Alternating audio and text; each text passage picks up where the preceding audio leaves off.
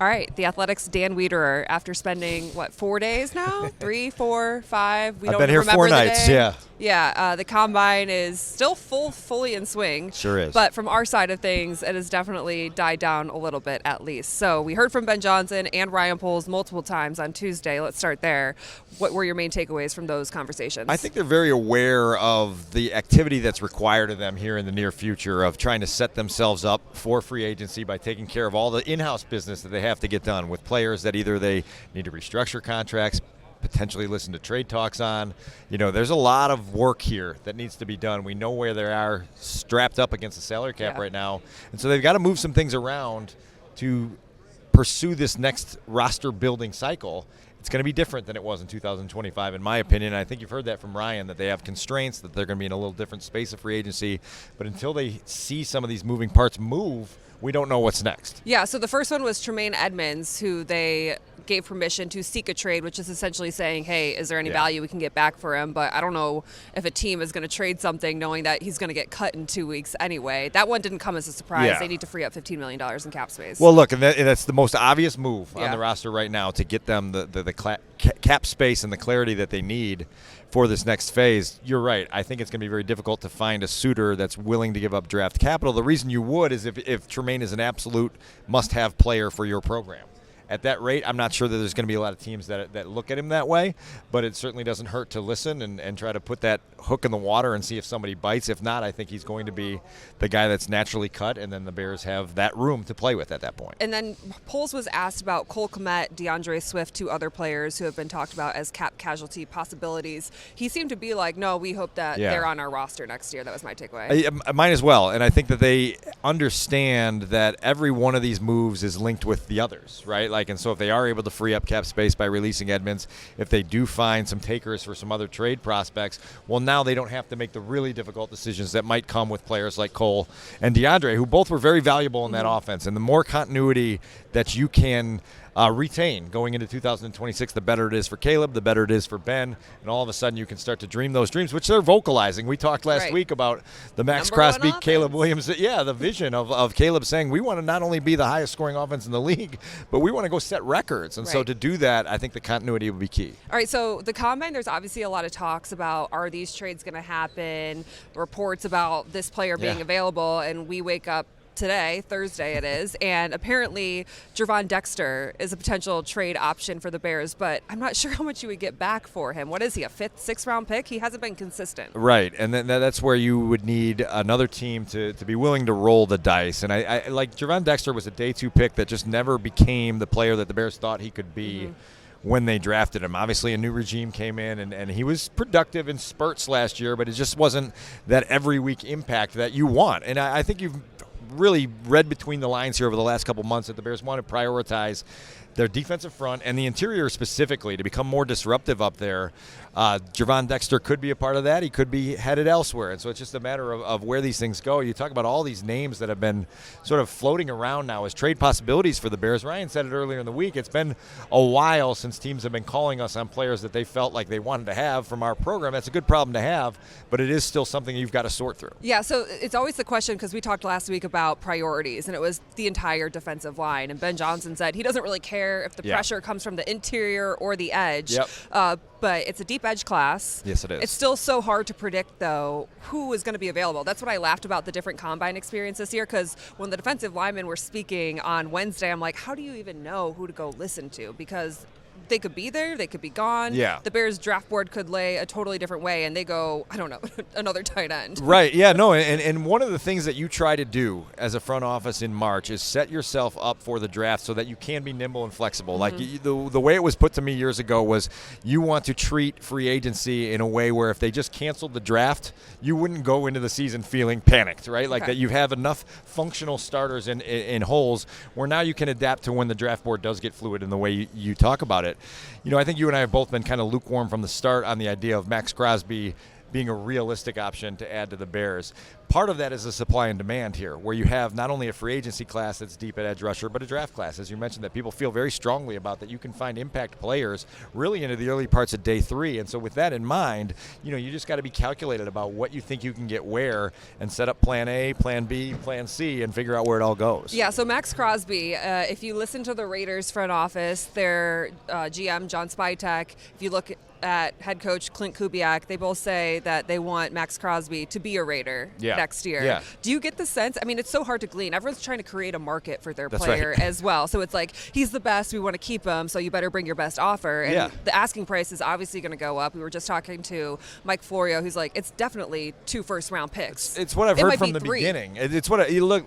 The Cowboys put a framework out there last year, getting not only 2 first-round picks, but then a Pro Bowl defensive starter in Kenny Clark to come as part of that package. And so if you're the Raiders, why would you ask for anything lower than that when you've got a premier player at a premier position? And so, look, he's under contract in Las Vegas through 2029. There's an easy out after next season, but they are under no obligation to trade Max Crosby. And so at this point, they control the game, right? And they control the asking price. They control all of it. And so if a team's not willing to go there, they say, okay, well, then we'll figure it out here and keep a very good player as part of our program going forward. So that one's going to be interesting. Obviously, I don't think the Bears are in play because you don't, 1, want to give up the draft capital, and 2, you just don't have a ton of cap space to play with unless you were to offload a high-priced player on your own roster. Which would be? Obviously, DJ Moore. DJ Moore is the one that's come up the most. And obviously, the things we heard from the Bears this week, they were full of praise for who DJ is as a player, who he is as a teammate. But Creating they also, the market. but they also were not, detached from reality and the idea that 100% he's going to be a Bear in 2026. It's definitely open for possibility that they can take some calls that will turn their heads and DJ goes elsewhere. I found it interesting on Tuesday because Ryan Poles was put through the media car wash for essentially like 2.5 hours. So he talks at the podium to all the national media where he talks about how much he loves DJ Moore and that they don't know where he stands right now, if he's going to be on the roster. And then he goes to ESPN 1000. He's like, we're going to listen to calls. Yeah. And so it's like, when someone talks so much and then all of a sudden you're like, oh, they're not saying all the same things. I felt like that was kind of the case. Well, you bring up a very interesting dynamic of this week here at the Combine. Part of my Wednesday was devoted to catching up on all the interviews that Ben and Ryan did elsewhere, including here on Fox. And you had to listen to every word that both guys said to kind of get the full picture of how they feel about a number of different situations. And so that one's really interesting because when the Bears paid DJ, I guess it was the summer of 2024, it was with the undisputed notion that he was clearly their number one guy in their offense. And now you've got Colston Loveland, and now you've got Rome Odunze, and now you've got Luther Burden, and you've got some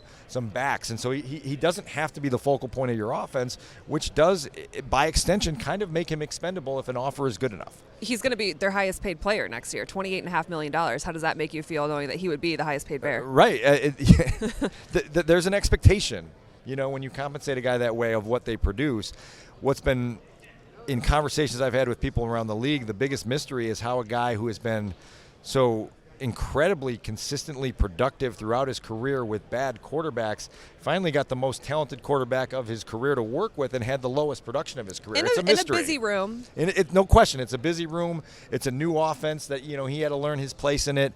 They obviously value his versatility. One of the things that is clearly underappreciated in the fan base in Chicago that people in the league love is DJ plays every week. He's one of those guys that you don't have to worry about him missing time no matter how banged up he is. He's there for you when the game starts. And so that's a quality that even the Bears, laud and think is a very valuable thing. And so that could be intriguing to another team. There's some good teams out there that need receivers and have some cap room. The New England Patriots came up in a couple different conversations I had. We'll see where all that heads. It's also a deep draft class if you do need a receiver. That's the other thing that other teams are going to be considering. We talked to Rich Eisen, and I said, what's the national narrative around someone like DJ Moore? And he said, I don't know that there really is one, which tells me that he's not viewed as a number one receiver by a lot of people. Well, I think there's number one receivers and then there's top tier receivers. Yeah, that's right? fair. He's not Jamar Chase. Right. He's not in that upper tier for sure. But I look, like even back to last year, if you just took DJ's highs, you see these big-time contributions and big-time moments, and that turns the heads of people in the league that say, okay, like he's capable of this, right? Like now can we get it out of him consistently? Does he fit with our program? All those things. I think, our experience with DJ over the last few years is he does seem to be a low maintenance guy inside the locker room. Rare at that position to be productive and also low maintenance. So there's a lot of intrigue with DJ. I'm fascinated to see, one, where he winds up in 2026, Chicago or elsewhere, and then what he does with this next phase of his career. The other thing I keep going back to is just the fact that Ben Johnson drafted Luther Burden, or he was the coach that was part of the draft of Luther Burden, and that they want to see Luther take that next step, and they have similar play styles, and so if they feel like Luther can compensate the production that DJ Moore had, that would be another reason to offload that big contract. You think it's going to be a busy 2 weeks? Yeah, I do, and I think like in this next phase, which is very weird for us in Chicago after these last several off seasons that have been such big splash headline grabbing springs, like you're at a state where I think the next big moves for the Bears are going to be subtractions, some of the ones that we've talked about here, and so then it's like the ripple effect of that is going to be really interesting to see how they do that. We haven't talked about Kevin Byard yet, who I think is such a key piece in this defense. Can they meet the asking price, or does Kevin get a market that prices the Bears out of it as they try to rebuild the defense with obviously holes on the back end of the secondary, holes at linebacker if Tremaine Edmunds leaves, needs up front. So like that defensive replenishing is going to be very interesting to see how they handle it. And I've heard everything since the end of the season that Kevin's a priority, and yet a couple things I've heard here this week is that I wouldn't be surprised if he goes elsewhere, which is like it almost blows my mind to some extent. He kind of alluded to that at locker cleanout because he said he has to do what's best for his family, and he knows that he was one of the best, and he was the best in interceptions, and he is on the other side of 30, the other side of his career, but still playing at a high level. And he's like, I still got to see what market's out there for me, even though he would want to be back. What I think is interesting about Kevin is at this stage of his career, he's very thoughtful with these decisions. And so it's not just going to be, I'm going to go grab the biggest bag of money I can find. He said he's very into legacy. He wants to go play somewhere where he can contend. And then he's been very, very forthright in talking about how much he enjoyed last season with the Bears. He played inside the defense under Dennis Allen that accentuated his gifts. He had an all-pro season. He took the ball away the way he's capable of. He was really a leader inside a locker room that listened to him and responded to him. And so there was an adrenaline rush for Kevin in being part of that 11 wins, a playoff victory, seeing Chicago come from the ashes and build itself into a contender again. So, like, he will make this decision with some deep thought. It's just going to be interesting to see what options are there for him. So if he does have options and he does choose to go elsewhere, I thought Ryan Poles was talking like Jaquan Brisker wasn't going to come back because he knows that he's going to have to pay Kevin Byard, and they can't pay both, and they actually have no safeties on the roster right now. And so does Brisker then come back into play of returning? I mean, certainly that's why this is all fluid. But you do mention you could feel in the sentiments that Ryan Poles expressed the other day that there's a lot of players, Jaquan Brisker being on that list, that he feels strongly about as guys who gave the organization their all and were part of something of bringing this up, but that you have to say goodbye to it. It's he said, it's the beauty of this league. We're constantly having to put these rosters back together every single year. It's a new team every year, and sometimes as hard as it hurts as a human being to let some people go, it's just the nature of the business. Yeah, and Ryan Poles is trying to be flexible, sustainable with the success that they've had this year for years to come, preparing to hopefully pay a quarterback. And it's like Caleb Williams is suddenly going to take the next step, and we were just talking to Mike Florio, who said the window is unlimited when you have Caleb Williams as your quarterback. So does that relieve some of the pressure on him to make all the moves right now? Like, they don't need to go all in this year. Correct. And like that is the hardest thing to convince an eager fan base of, right? Like, everybody's in this win now mode. And the Bears are in win now mode without question, but they were last year. But it's not now or never mode, right? And so what you're trying to do is give yourself as many opportunities to be competitive and contending in January for the next decade.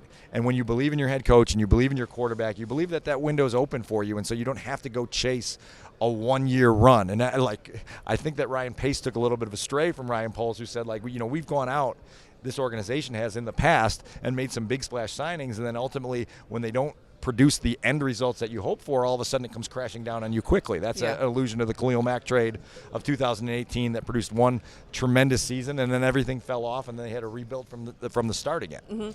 I keep saying that I'm not very good with like the whole cap thing. So from your understanding, when you restructure a contract, Ryan Poles said yes, it's an option, but he didn't seem like he was so much of a fan of it. Well, because most of the time you have to kick cap money into future years, right? And so you can clear space. There's a lot of ways to get creative and manipulate things in the short term, but eventually that puts greater weight in future years. And so then you get into these situations. You see it all the time in the league where a team will be in cap hell, really, where they've done these things, and then all of a sudden it's like, oh man, now comes the bill, right? Like it's like credit card debt. Eventually you have to pay that. That's not just free for the rest of your life. And so there's some danger to it. So you just have to be calculated with it. I feel like this front office, honestly, has done a really good job over the last several years of keeping their cap health strong, where they're not in some of these situations that feel dire. The goal is to continue along that path, even as you try to build a team that can go win a Super Bowl. All right, I have 2 quarterback questions. One, will Tyson Bagent be on the roster, or will he get traded? That's a great question. The fact that we're talking about Tyson before Caleb is crazy. The head coach's admiration for Tyson is awesome. Like, you could just feel it the other day at the podium from Ben, and then we referred to it on the Take the North podcast as the football love affair. Like, these two guys love being around each other, and I don't think either one of them wants to give that up. At the same time, when you have a QB1 like Caleb Williams, who's potentially going to be written in Sharpie for the next 7 years on your depth chart, right, who has never missed a game in his career, you've got to start thinking about what can we get back for these returns. And then you look at the Denver Broncos loss in the AFC Championship game, and you're like, man, their QB2 wasn't up to the moment when their QB1 wasn't available, and so then you have to think about that. And so I just feel like there's so many dynamics with Tyson that the Bears, I'm certain, will listen to offers. How high they go remains to be seen. And then what's fascinating this year, I think, is that the QB landscape, both draft and free agency, is as barren as I've ever seen it in the offseason. And so these teams with needs are going to start to get desperate. And you know what quarterback desperation means. Sometimes a team will go out and overpay. So if somebody comes to the phone lines at Hallis Hall and says, hey, we'll give you a 2 for Tyson Bagent, Ryan and Ben have to say, hey, let's talk for a little bit. Yeah. Well, I just find it crazy that he's like in the same conversation of like potentially becoming a starter like Malik Willis, right, who's way more proven in this league. No question, and way more experienced, right? And what Tyson has is some really good preseason tape. He was decent as a rookie, relieving Justin Fields a few years ago. And then he's got the obvious, sincere, genuine endorsement from his head coach. And that didn't seem like posturing. Like it wasn't. No, this wasn't an advertisement, right? Like this goes back to the last summer where you could feel Ben's enjoyment of how Tyson invests in the process, and that matters. You also have a member of the Bears front office, and Ian Cunningham, who's no longer a member of the Bears front office, and he's in Atlanta with a team that's got quarterback needs. So word of mouth starts to filter around a little bit on players like that. All right, you're working on a story about Caleb Williams on The Athletic. What's the focus? Yeah, it's about how he's not going to play basketball anymore. Oh, yeah. I loved that. The 3-point shootout at All-Star Weekend in LA didn't go so well. So Chicago Bears fans can rest easy. Maybe in the locker room. Yeah, work on right. Shot. Like it's low ceilings in that Bears locker room, so maybe that threw him off at All-Star Weekend. But with that box checked, with him not going to play basketball, we're trying to figure out what the Bears' priorities are for him. I think what we've heard is this heightened quest for efficiency from Ben Johnson. That goes back to this whole completion percentage number. EPA, remember when we were talking about that? We talked about EPA. Ben set the bar last summer at 70% completion. He actually kind of temporarily lowered it and said, we still want Caleb to get to 70, but next year a leap from 58 to 65 will be kind of our realistic goal. And so that's important as they try to lean into his familiarity in the system. That should help Caleb, increase his efficiency as an effectiveness, but then they've also got to get him better with footwork, at finding checkdowns, at understanding how to make some of the easy throws easy, and not just relying on obviously the special gifts that we saw, particularly down the stretch of last season, that blow everyone's mind. And I'm sure you've had conversations here this week where people will ask you about 1, 2, 3, 4 different Caleb Williams throws with this admiration, like, man, that's a dude right there. Yeah, they feel like he can win anything at that point. Yeah. All right, so I want to ask you, ending the combine week. Thank God. All right, congratulations, you survived. Everyone needs a T-shirt. Any bold predictions that you have for the Bears offseason? Man, that's a good one. I guess my boldest one will be that DJ gets traded sometime before April. That's my boldest prediction right now. We'll see what's there for the Bears, but that's where I'm going right now. But you're not going as far as saying DJ Moore is part of a trade that includes Max Crosby. You I don't am feel not like that's far. happening. No, I don't think that's in play. I've been wrong before. I could be wrong again. I don't see that happening, but we'll see what shakes down on that front. And yeah, as far as surviving Combine Week, I've run out of liquid IV at this point, Cassie. So it's time to go all you home. need is salt. That's the thing. People think you need liquid IV. All you need is salt. My cheat code down here is liquid IV. I've got a bunch of RX bars and then I bring a sandwich bag full of ginger to settle the stomach after some long nights and big dinners. I don't want to ask any more questions. Dan Wiederer, thanks for your time. Thanks, Cassie.